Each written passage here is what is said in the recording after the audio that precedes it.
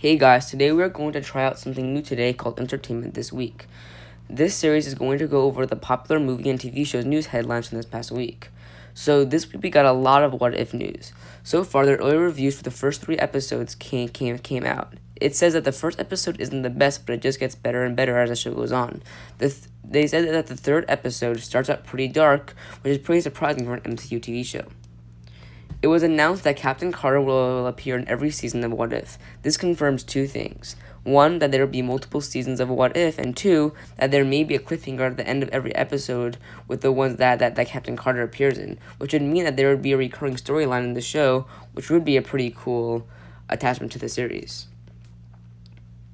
It turns out that an episode of What If was pitched, but then was rejected because it turned out that it was half the plot to Guardians of the Galaxy Volume 3. That guy must have been a very good guesser, and kudos to him. The Disney Plus series Ms. Marvel is set to release in early 2022. I personally am not that hyped for this show, but hopefully I'll be pleasantly surprised when it comes out. Other news: Deborah Ann Woll and Kirsten Dunst were spotted in LA near where the reshoots for Spiderman No Way Home were being filmed. Many have speculated that they could be a part of those reshoots, and this would mean that Karen from Daredevil, played by Deborah Ann Woll, and Kirsten Dunst, who plays MJ from the Sam Raimi Spider-Man trilogy, could appear in the new Spider-Man movie. Personally, I'm not going to think much of this until we hear any concrete news about them appearing, but it's very fun to speculate if we could in fact see these characters appear in the new movie. Responding to a tweet, Deborah Ann Woll did reply saying, "That's not me," but the person on the left definitely does look like her, so she could just be covering up because they want to keep her involvement in this a surprise.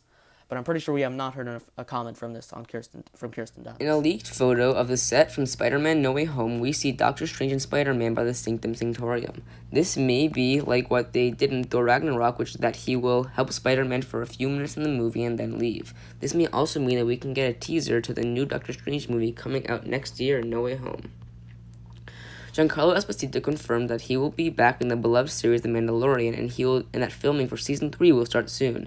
This means that we may be getting Season 3 of The Mandalorian sooner than you may think, which I am so excited for. Amazon's Lord of the Rings series is set to premiere September 2nd, 2022. If this is anything like the hit movie franchise, it is sure to be a hit. Barry Season 3 has finally begun filming. This much-beloved dark comedy drama will hopefully release soon due to this announcement. I'm so excited for this, as the first 2 seasons were, in my opinion, amazing. The producer for Hobbs Shaw says that the studio is eager for them to start making the sequel. They say that it will be something unique and fresh. Hopefully this movie doesn't turn out like Fast 9, which would not be good. Walter Hamada said that DC has more stuff planned with the acclaimed director James Gunn. Hopefully this means a sequel to the recently released Suicide Squad in the works, or maybe spin-off movies based on the characters in the movie. Ben Affleck will start shooting scenes for The Flash in September.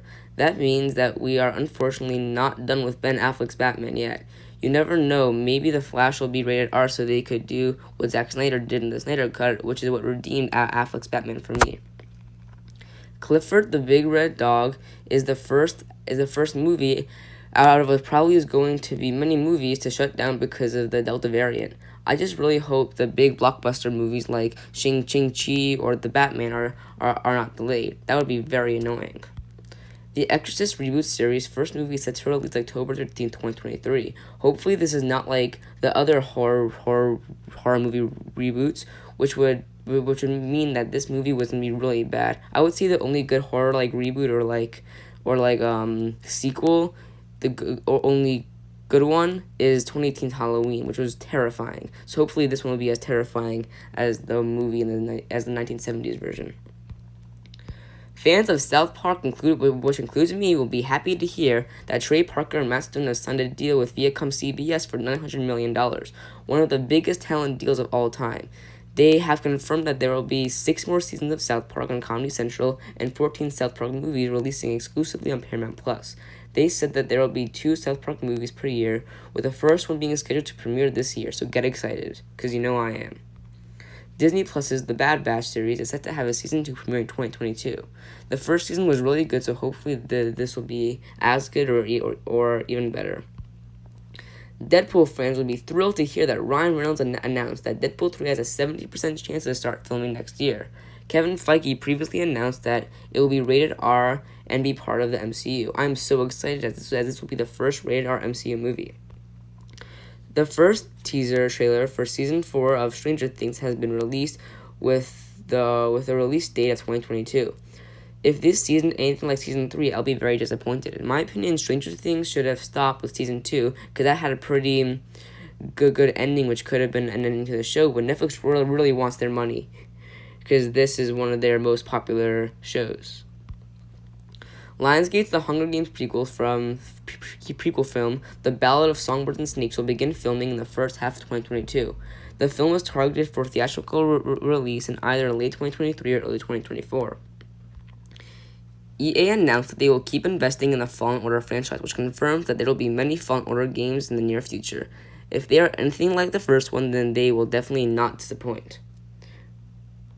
Hiram Garcia confirmed that a new Jumanji movie is in the works. If it is anything like the last one, then I'll be very disappointed. But if it's like the first one, then I'll be very happy. Apparently, the reason why Suicide Squad's flunk in the box office is because of people don't want to go to the theater because of the Delta variant and because of HBO Max's streaming option